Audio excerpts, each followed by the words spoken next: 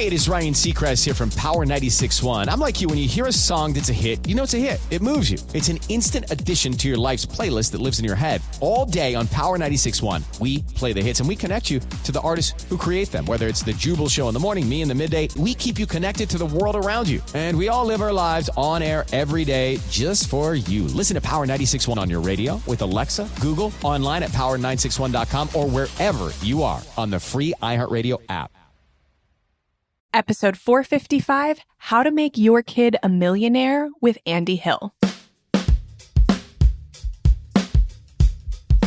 Welcome to the Frugal Friends podcast, where you'll learn to save money, embrace simplicity, and live a richer life. Here are your hosts, Jen and Jill. Welcome to the Frugal Friends podcast. My name is Jen. My name is Jill. And today we are talking with our very good friend, Andy Hill, about something he is so passionate about. We are passionate about teaching people how to spend money. Andy is passionate about helping parents set their kids up for financial success. And it's a little clickbaity, how to make your kid a millionaire. But really, this episode is about the life skills and the skills at home to set your kids up for financial success and hopefully become a millionaire.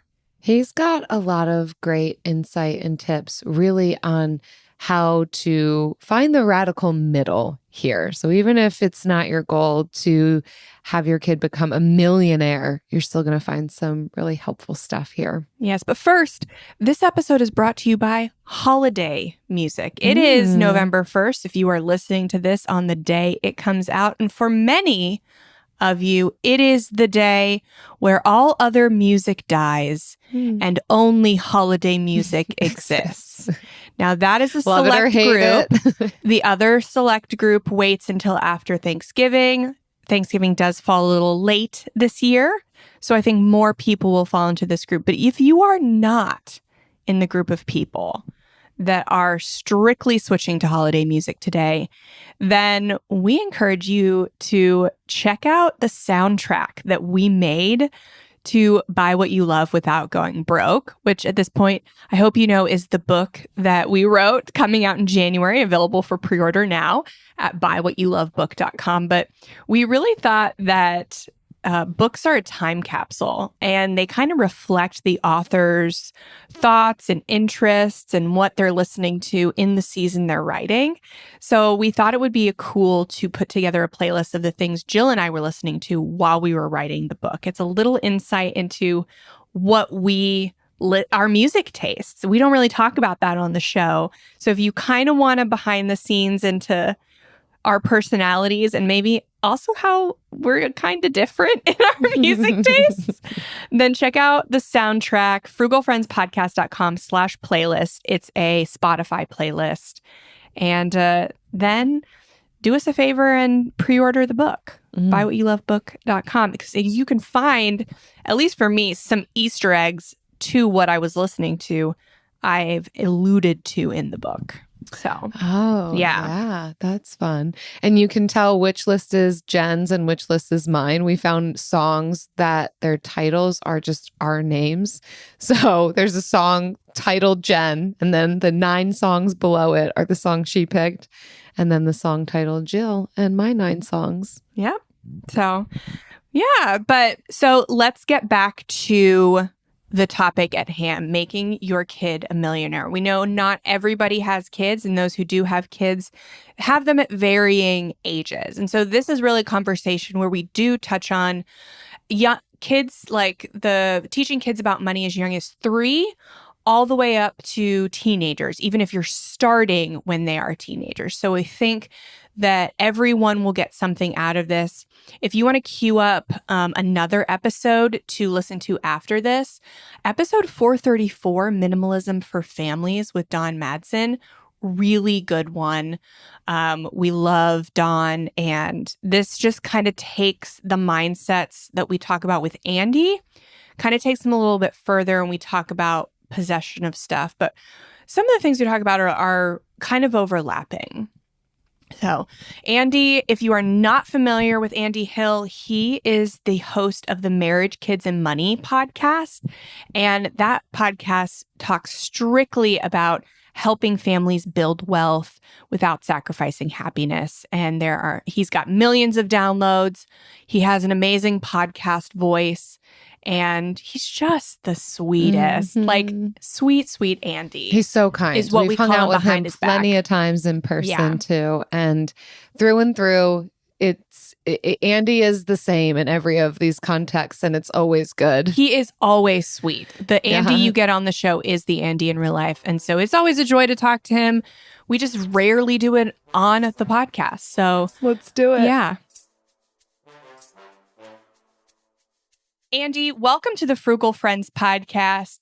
We're so glad to have you back. It's been a while. So glad to be back. It has been a while, and I love talking with you ladies outside of podcasts, but on the podcast, it's even better. When we put on our podcaster voices, it just makes for that much better of a conversation. Absolutely. I'm always in for that. It's always fun to have friends, even back again. And Andy, you are such an expert on talking about finances with children. Of course, you talk about other things, but this is what we're focusing in on today. And I've got a spicy question for you. It has a little bit to do with one of the things that I've thought about from my own childhood with finances. And when I think about if I ever were to teach a kid about finances, I'm Jill. I'm the one without kids. Jen's the one with them. So it's all theoretical for me, which is probably why I'll be the one asking the spicy questions. Sounds good. I didn't grow up with a ton of money. And in many ways, I feel like that formed me decently. There's some money mindsets that, I've needed to shift regarding scarcity and that kind of a thing, and a better understanding of frugality. But in many ways, having this value for earning. And I've had the thought and conversation with Eric in the past, if we ever had kids, like, would we just give them a ton of money? Like, would we set aside money for them for college? Like, how much it shaped me to have to pay my own way through college. Like, it's kind of been this question. Again, we don't have kids, so we've never put it into practice, but curious your thoughts on this. Like, for those who are putting aside money for their kids for college or just money in general, do you think that we're doing them a disservice with so much financial support? What's to be said about the whole working for it, earning it yourself? What do you think about this? I love that question. Like anything, and I know you ladies talk about this a lot on your show, it's about balance, right? I think that knowing how you grew up, a little assistance probably along the way might have not been all that bad, right? But giving you everything with no knowledge on how to use it long term could also be bad, So I liken it to this whole generational wealth conversation can be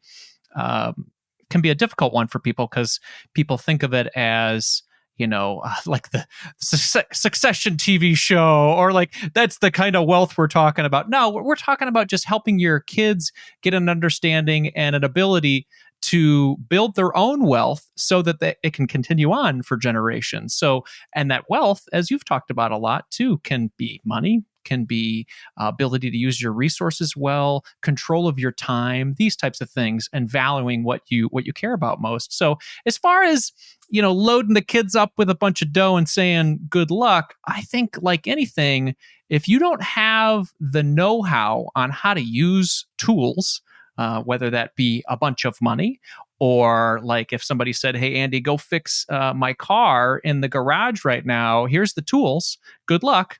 I have no knowledge on how to fix that car because I've not been prepared or I've never learned how to do that. It's the same thing with wealth. So if we plop a bunch of money on our kids and say, hey, I've done my job, they're going to be wealthy in the future. I've seen it and definitely read about it and coach people through when they get a lot of money with no knowledge on how to use it, it can get flittered away pretty fast. So I think we have to find a balance of showing our kids how to build wealth on their own. And that could be learning to earn a little bit more while they're younger and as they grow, so they can have their own money and have their own autonomy over that money and that decision. And then also how you can build wealth over time. So I think it's giving them the knowledge on how to use that resource so that it doesn't get flittered away. I really appreciate that, putting it into context, pairing it with education. It's not just, they know nothing about this, and I'm just putting away to a 529. And then one day, Money. Money's here. Now I know what to do with it. Oh, I can use it for whatever I want. Ooh, that could be trouble. And you talk about 529. I think that's a fun conversation that a lot of people have too, is like, do I put money away? How do I put money away for my kids if I want to have that generational wealth? Does a 529 make sense? Should I just put it in a regular kids brokerage account? And sometimes having that restriction between those two things can actually be good. If we talk about a kids brokerage account, that's one of those things where we start to put money away and build up. And then depending on your estate and the age of majority, they could get this money at 18 with no restrictions, which is nice because they could use it for whatever they want, but they could also use it for whatever they want. So without the knowledge on how to use it, again, that could be dangerous territory. Yeah, I love your philosophy on this because it's so similar to how we view spending. Like, nobody teaches you how to spend money. And therefore, when you get money, you spend all of it. And typically, a lot of important things get lost along the way. And it's the same with like keeping money and earning money. But this is for children, for your children. And so I love this kind of wealth building as a skill, not as like a make rich kids sort of philosophy. And so I've seen a lot of parents go to extremes. Some will say, I'm not going to save anything for my kid. They're on their own. The other side are saving for their kids' cars, their kids' college, while they themselves are going deeper into debt. And they're like, it's fine. They'll take care of me when I'm old, sort of mentality. Where do we find the radical middle of like, what should we have in place before we start thinking about setting our kids up for success? Yeah, if you're in a situation where you're like, well, I don't have a lot of money to just give to my kids because I'm still working on my financial situation, that's okay. Like this is a fine situation to be in. You want to take care of yourself. If you have high interest debt, if you're still building up that emergency fund to take care of yourself so that you are able to take care of your home and take care of your family, that's a good position to be in. Now, if you can't just like give them a chore money or allowance money because you're working your way through that situation, that is totally fine. What you can do is talk to them about the journey that you're on your financial journey, because they're going to listen to what you're doing. They're going to see your action that you're taking. And that's the best wealth knowledge that you can ever give them. Hey, I have a goal over the next 12 months, 24 months to be completely debt-free, or wipe out this credit card debt, or start to be more responsible with my money, or pile this money up in a savings account so we're protected. If you take your kid on that journey with you and just talk to them about what you're doing, that is a wealth of knowledge. So physically giving them money during that time or helping to invest for their future, if you're not able to do that, think of this as an investment of your time and your words and just sharing your journey. And if you're not a personal finance expert and you're sharing this knowledge, that's okay. You're teaching them the reality of life, and that is a huge lesson. Yeah, the education is so important. I think I could have made so many better spending decisions had I just been more educated, had I been taught how to spend. That would have been invaluable, right? What's that saying? Give a man a fish, he'll eat for a day. Teach a man to fish, he'll eat for a lifetime. It's really that concept in practice here. Yeah.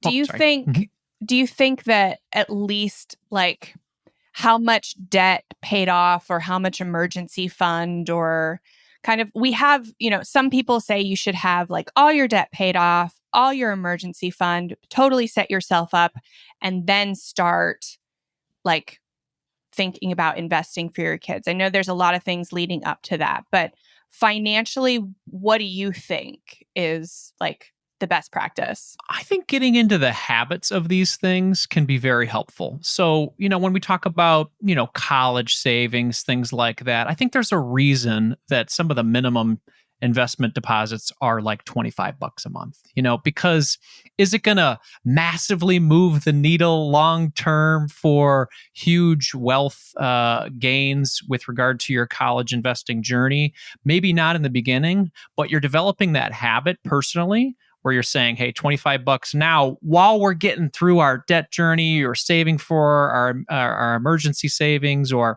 building up our own retirement, because we've got to put a lot more towards our retirement right now than we do for our kids. But as you continue to compound these habits over time, maybe you get to a point where you're like, wow, I've saved so much from my retirement that we're going to be pretty good. Why don't we shift our investing focus towards our kids now? And then you increase that number, so maybe it started at $5 or $25 or, whatever it ends up being, then you can increase that over time. So to your point, I think there are some parents out there that are saying, well, you know what, my life's not going to be that great financially. At least I can give it to my kids. That's a slippery slope, because long term, if you're in your 60s and 70s and you got to come knocking on your rich kid's door to say, hey, will you take care of me because I totally loaded up that 529 for you and the kids brokerage and all those other things. So you're rich. Can you take care of me now? I think we're doing our kids a disservice down the road if we're not taking care of ourselves first and being financially strong and independent in our later years. So we must take care of ourselves first, fill up our own cup, and so we're feeling good. And then what we have available for our children at that point is a luxury. This is a luxury conversation, to be able to invest for your children, to be able to give them a bigger future maybe than you have. But it's important to take care of yourselves first. That being said, again, money aside, these lessons can be imparted to your children at an early age. Knowledge of your financial journey, as well as teaching them how to make their own money too over time. It's as simple as the lemonade stand. It's as simple as finding stuff around their room that they don't use anymore and posting it on Facebook Marketplace and getting $25 there or $10 there.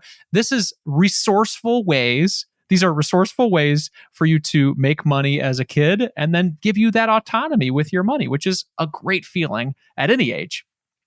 I so appreciate this perspective on making sure that we are set first. We've talked before on this podcast too about how much more of a gift it is for us to be financially secure as we age, rather than putting that onto our kids. Whether you're starting or scaling your company's security program, demonstrating top-notch security practices and establishing trust is more important than ever. Vanta automates compliance for ISO 27001, SOC 2, GDPR, and more, saving you time and money while helping you build customer trust. Plus, you can streamline security reviews by automating questionnaires and demonstrating your security posture with a customer-facing trust center, all powered by Vanta AI. Over 8,000 global companies like Atlassian, Flow Health, and Quora use Vanta to manage risk and improve security in real time. Our audience gets a special offer of $1,000 off Vanta at vanta.com/special. That's VANTA.com/special for $1,000 off. I think that there's a whole lot of permission in that for people who might not feel as though they've got all the extra cash to be setting aside for their kid, but yet that there are smart ways to be able to help our children if we can. And I appreciate that you've cushioned this as this is a luxury conversation to be having, but it can be done in some small ways too. So for those of us who do want to see our kids experiencing different levels of education around finances and maybe a different financial landscape, and if we can make small choices that help them get there, what would you say those things are? If we want to set up our kids well financially, maybe even be able to experience that millionaire status at some point, what should we be focusing on now?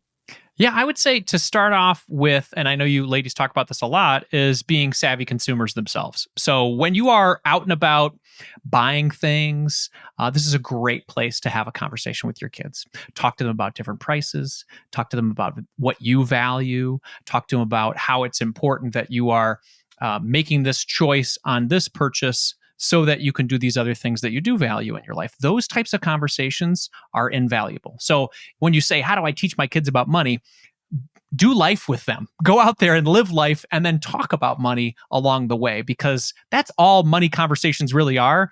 We're just using money as a tool to help us live our lives. So I would first start off with being open and honest and having conversations about money. That having that structure at home can be very valuable. Now, of course, you can go way too far, like, hosting a podcast where you talk about money all the time and then your kids tell you to shut up. But there's always levels, right? My kids haven't gotten there yet. Yeah, exactly. Eventually, eventually, Jen, you'll get there. Yeah. But the next level really is putting money in their hands, allowing them to make mistakes with money. And I say it like proudly. It's okay to make mistakes with money, especially when you're a kid. If you make a $10 mistake at 12, it's a lot better than making a $10,000 mistake at 32. You know what I mean? Like, let's get money in their hands so that they can learn about it, find what they value, and then they can have a better existence with money. And so how can you do that? You can do that through like a chore and reward program at home. You want your kids to participate a little bit more around the house. Are there little ways that they can help out, age-appropriate ways for them to learn and help out? Because as they grow, we've been doing this with our kids since they were like 4 or 5. My daughter's now 12. These kids have not only learned ways to support our family here around the house, but they've earned money along the way.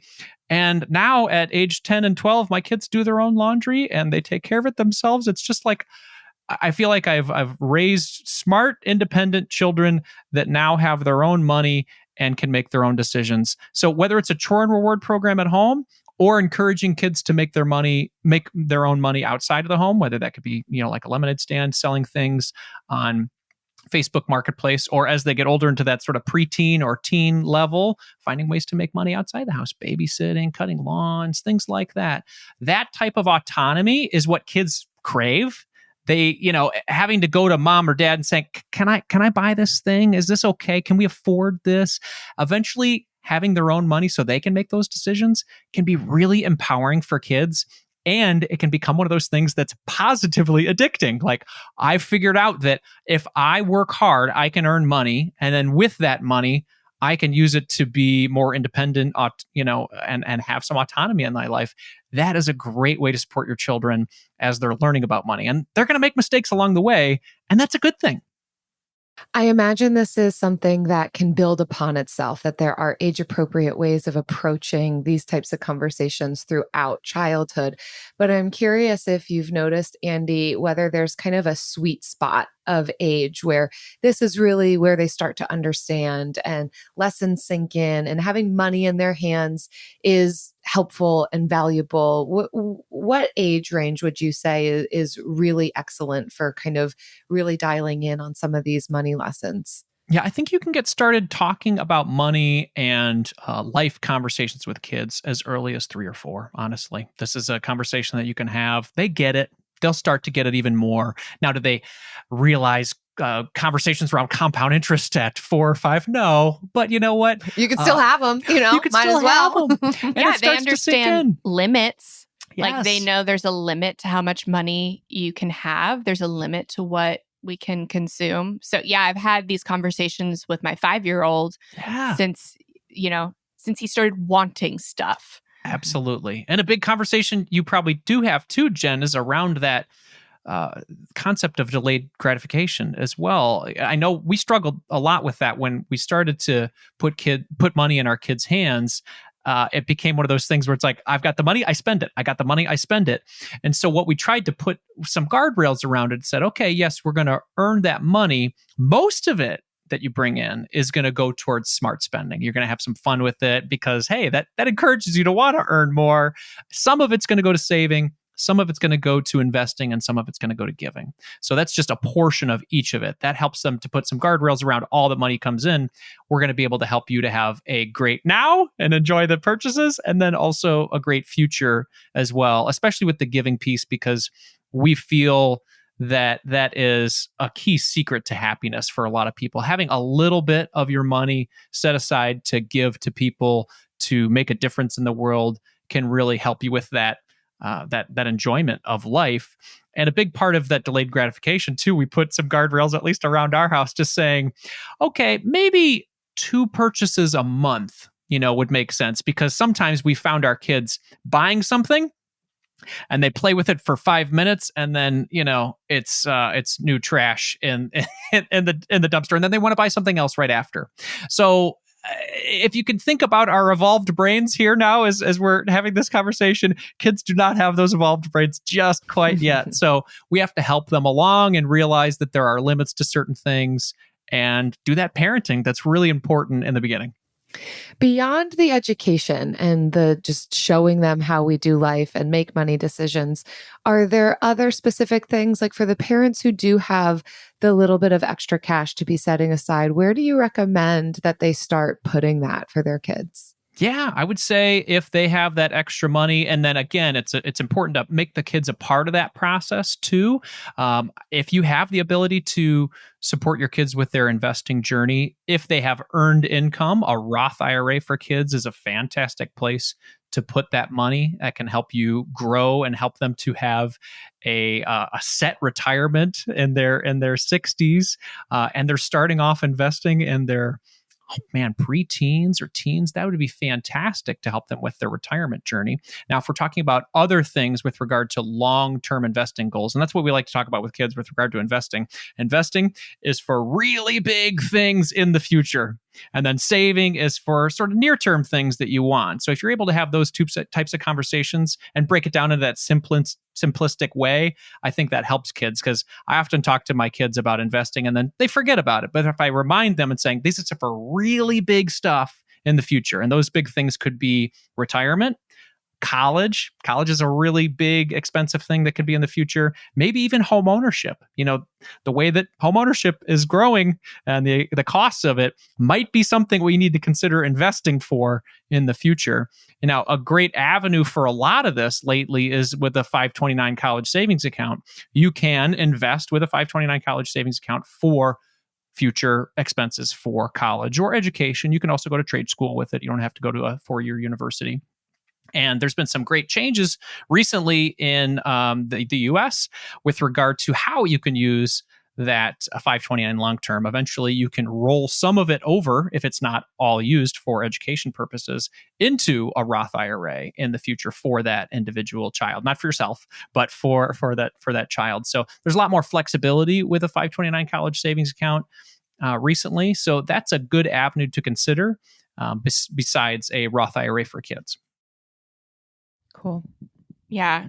So what is the component outside of finances that makes this stick? Like, that really ensures that our kids are going to, even out after we stop teaching them about the finances, what do you think you found that really makes this like take hold for them, and that they have been, because clearly your kids, they're doing their laundry, like, so it's my biggest victory. Right? So like, what do you think is the biggest thing that makes the sticks to make sure that our kids will make good use of their earned income and given money? Yeah, I would say it's 2 things. I would say it's a lot easier for your kids to continue to do these positive habits as long as you are personally demonstrating these positive habits too.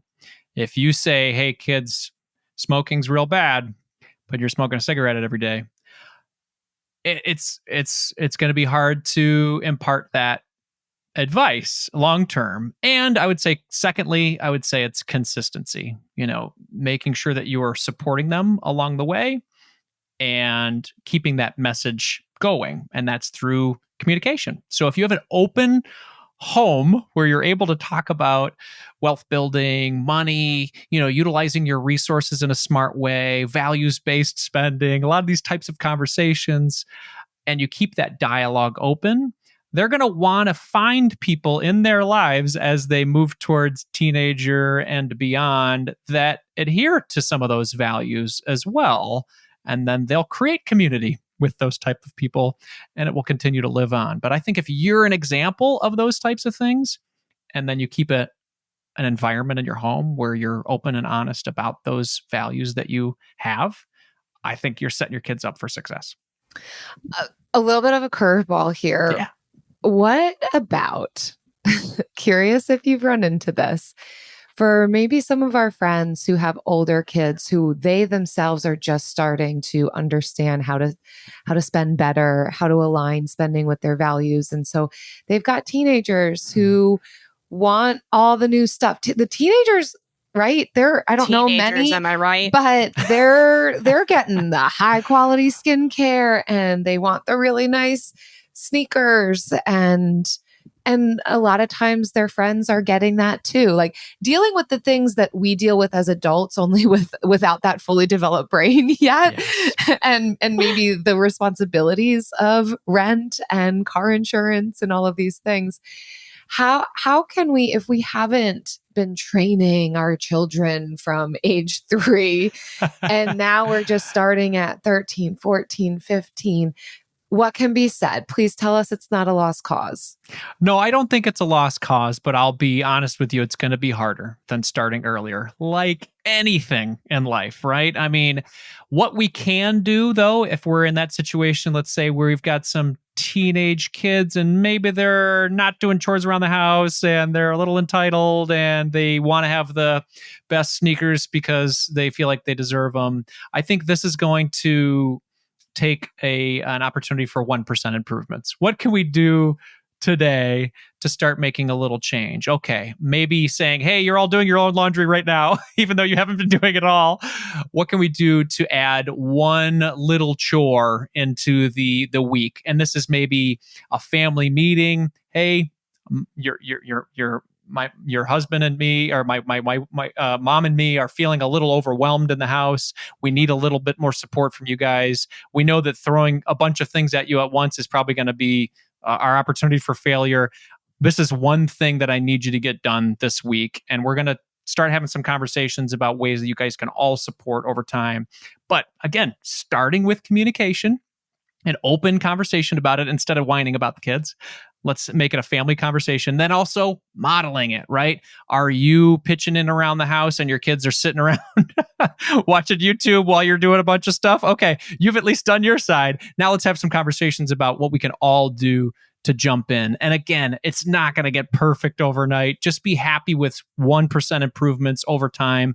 But yes, this is definitely worth it long term, because then you're creating kids that don't feel entitled, that understand the value of money, that know that if they really want something, they should work hard for it, because that's what life is, really.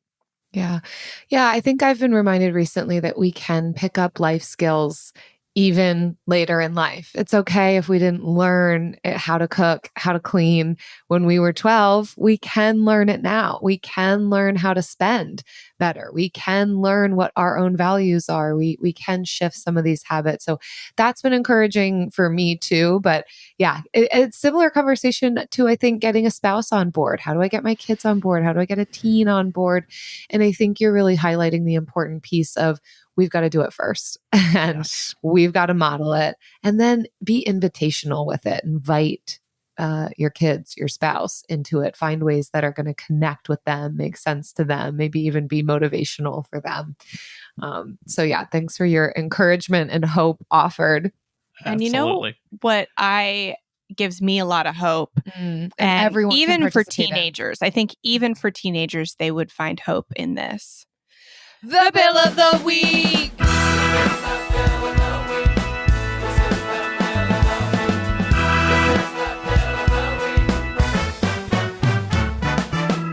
That's right. It's time for the best minute of your entire week. Maybe a baby was born and his name is William. Maybe you paid off your mortgage. Maybe your car died and you're happy to not have to pay that bill anymore. Duck bills, Buffalo Bills, Bill Clinton. This is the bill of the week. You got me good there. I know. I was waiting know. for something.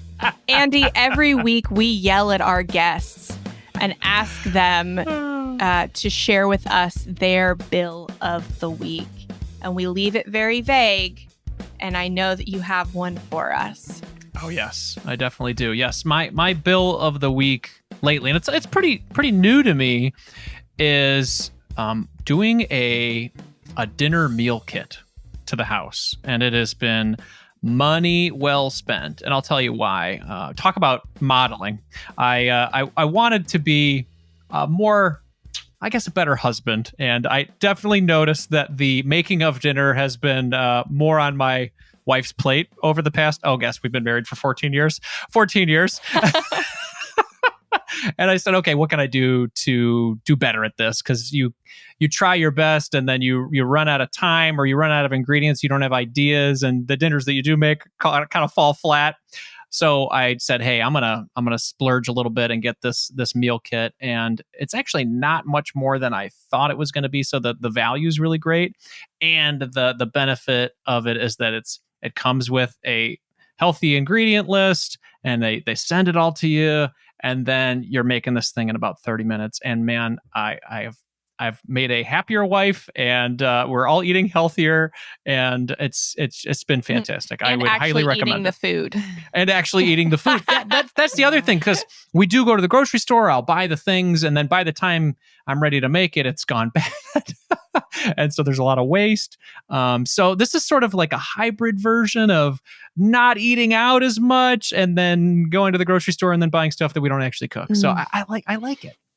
I love this too, because I think we absolutely can pay for convenience, especially when it brings about some of our core principles of simplicity and efficiency and honoring our season of life. It's recognizing where you're at right now. You've got kids, life is busy, but yet you have this greater goal of contributing, eating healthy, eating at home, and it's hitting all of those things. And to the life skills piece, right? We don't come out of the womb knowing really anything. Yeah. And some of us know less than others by the time we're into adulthood. And cooking for many of us is one of those things. And I got to imagine that you're learning ingredients and how to pair it together and different cooking skills that eventually, who knows, maybe you will become creative and cook your own meals. But for now, for learning, for building a skill, for efficiency, and all these other goals that you have, here it is. It's a bill you don't mind paying. I love it so much. And I think I can't emphasize this enough, because so often frugality does get paired with it's the race to the bottom.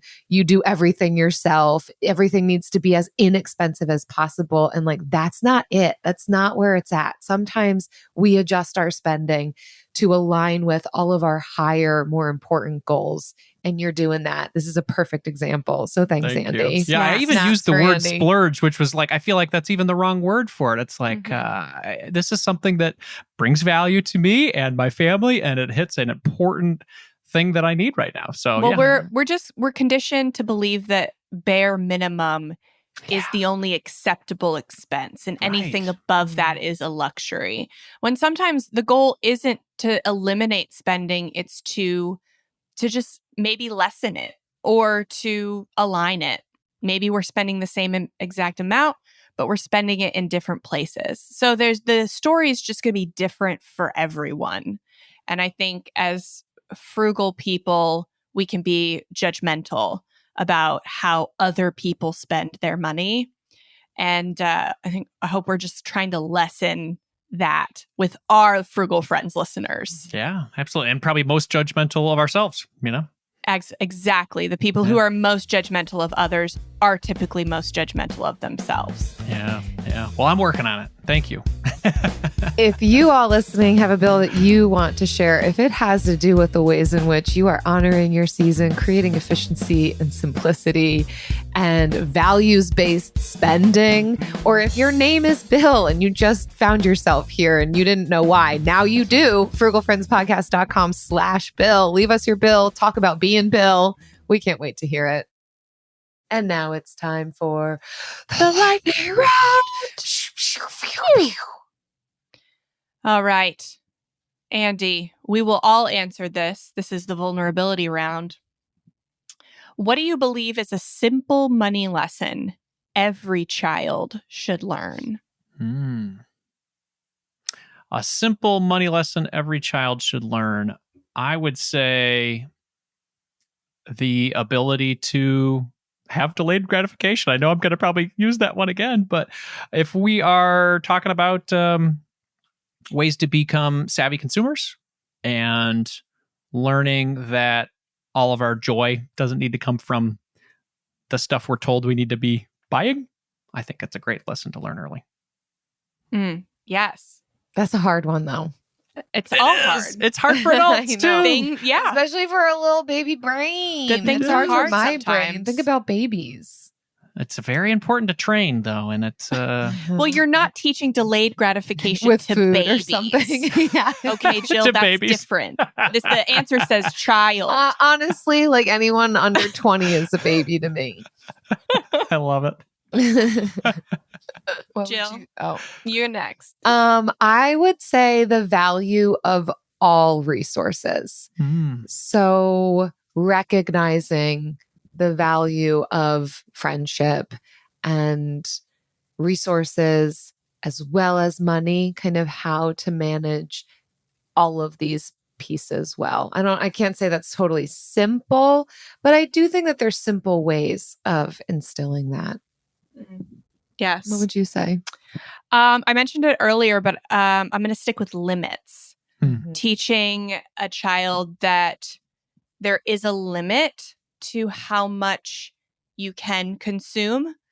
There's a limit to what we can buy, and you can increase those limits. Like the limits can be increased, but the limit will still be there. Because in adulthood, you can earn more, but you cannot have more than what is currently in your bank account. So it's a thing that I think a lot of adults don't comprehend.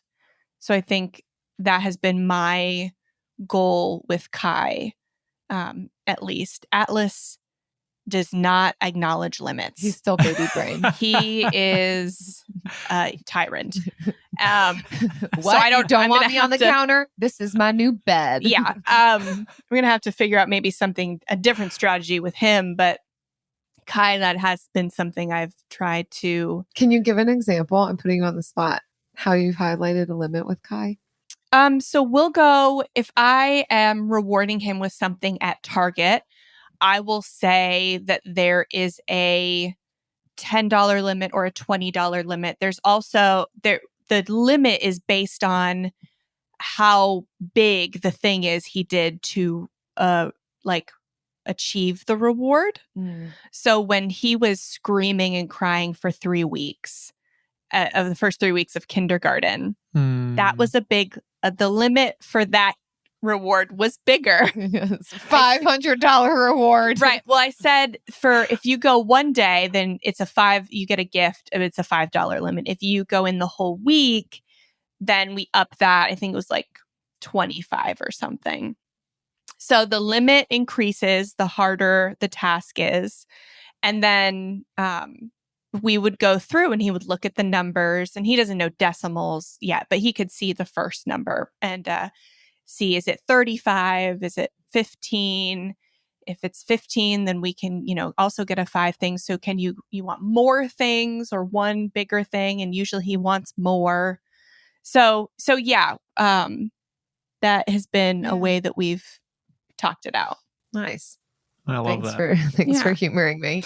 And thank you, Andy, for humoring us and anytime. enlightening us and educating us. There's so much more to be said on this topic. So where can people get more from you? Yeah, I love talking about this topic. I actually created a course based on it. It's called Make My Kid a Millionaire. I actually have a free resource for your audience that is a section about the 60-40 generational wealth plan that we talk about, and breaking that down to make things a little easier for kids. And you can find that at marriagekidsandmoney.com/Jen and Jill.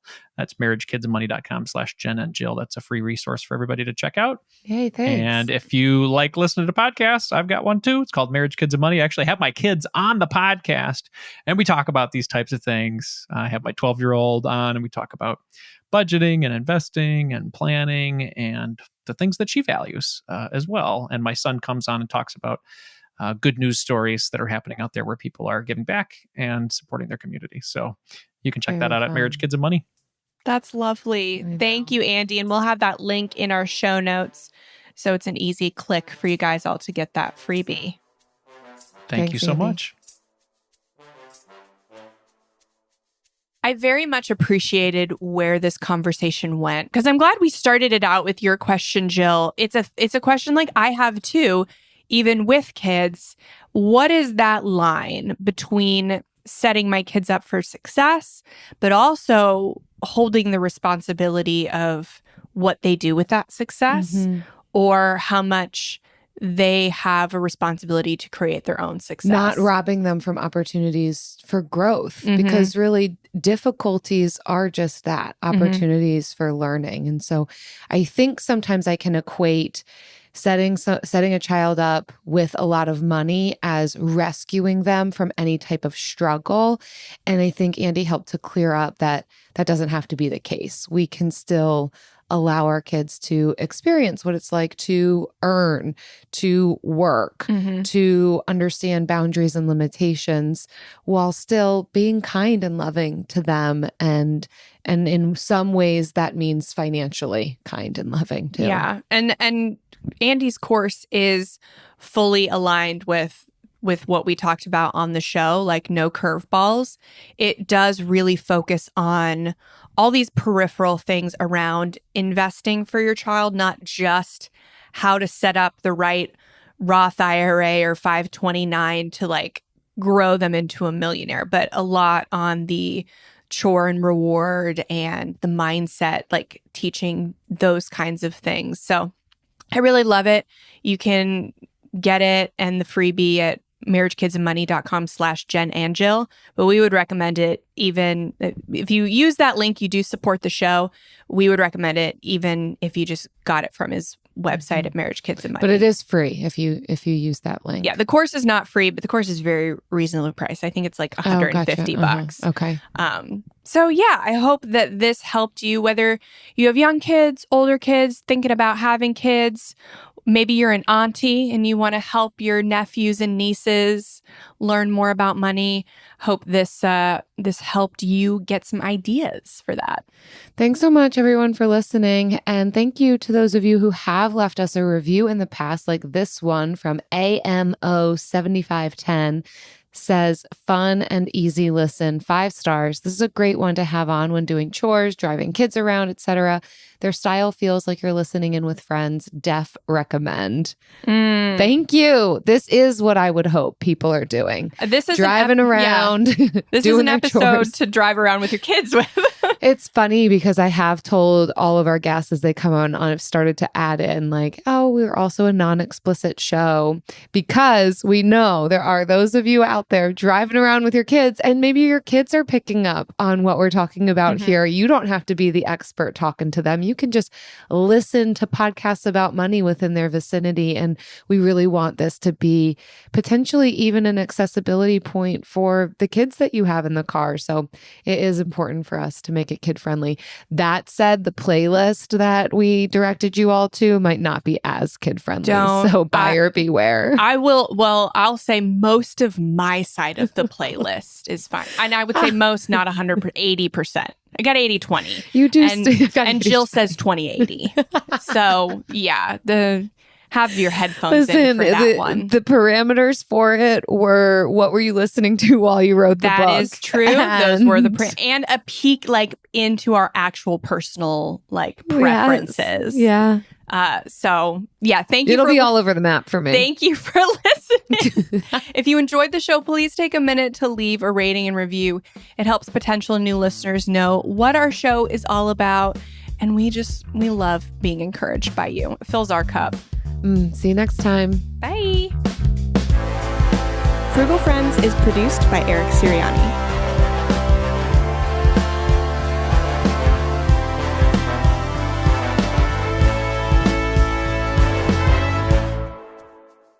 The making of this soundtrack was so fun for me. I realized any distraction from the rest of work. I know, right? We did not need to do it. It's not going to help us sell books, probably. Maybe watch. If you buy it after listening to the soundtrack, please let me know. And people are always like hungry for more of you, like, but you don't know like how much to give, right? Like, what's the line? What's the balance?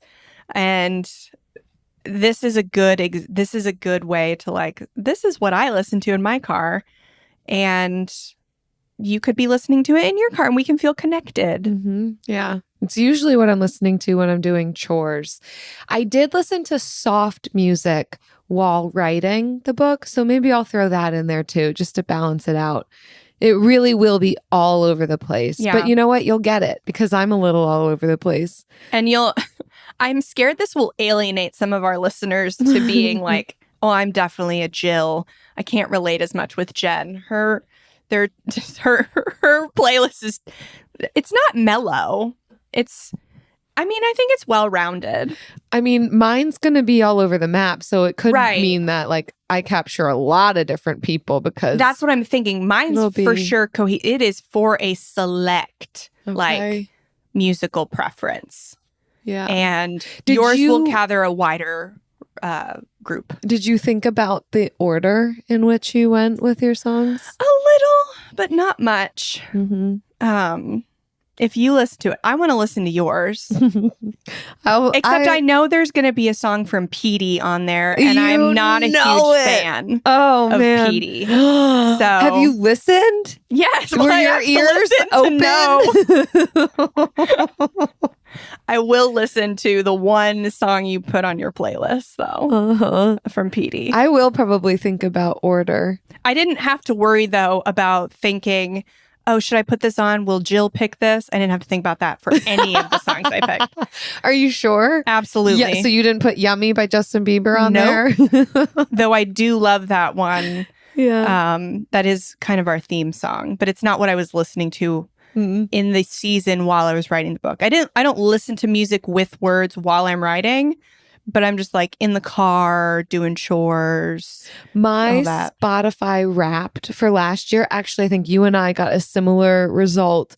It called us both vampires. Yes, it did. Because, well, at least for me, I pretty much listen to like the same thing and I suck it dry. So yeah. Oh, I was in the top 0.5% of listeners for Fall Out Boy. I listen to more Fall Out Boy than almost anyone other than Pete Wentz.